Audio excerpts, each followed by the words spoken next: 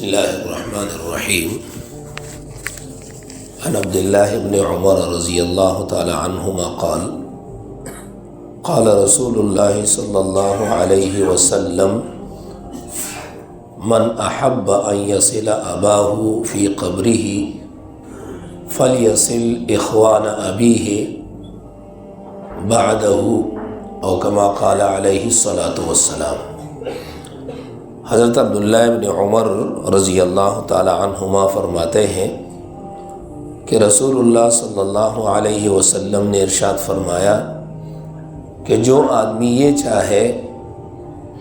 کہ وہ اپنے والد کے مرنے کے بعد خدمت کرے اور ان کے ساتھ ناطہ جوڑے تو ان کو چاہیے کہ وہ اپنے والد کے بھائیوں کے ساتھ اچھا تعلق اور اچھا برتاؤ کرے۔ مطلب یہ ہے کہ کوئی آدمی مرنے کے بعد یہ چاہتا ہے کہ میری والد کی خدمت ہو، والدہ کی خدمت ہو اور میں ان کے ساتھ صلہ رحمی کا معاملہ کروں، ان کے ساتھ اچھا برتاؤ، اچھا سلوک کروں، تو اب تو دنیا میں موجود نہیں ہے، تو اب اس کی دنیا میں عدم موجودگی کی وجہ سے ان کے ساتھ اگر آپ اچھا برتاؤ کرنا چاہتے ہیں، جو ان کے بھائی ہیں یعنی آپ کے چچا ہیں، تو ان کے ساتھ اچھا تعلق رکھیں۔ دوسری حدیث میں آیا کہ نبی کریم صلی اللہ علیہ وسلم نے فرمایا کہ نیکی کی سب سے اعلیٰ قسم یہ ہے، نیکی کی سب سے اعلیٰ اور سب سے اونچی قسم یہ ہے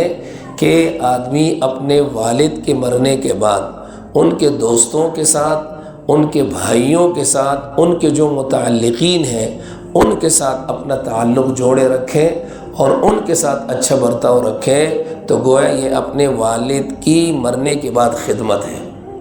یہ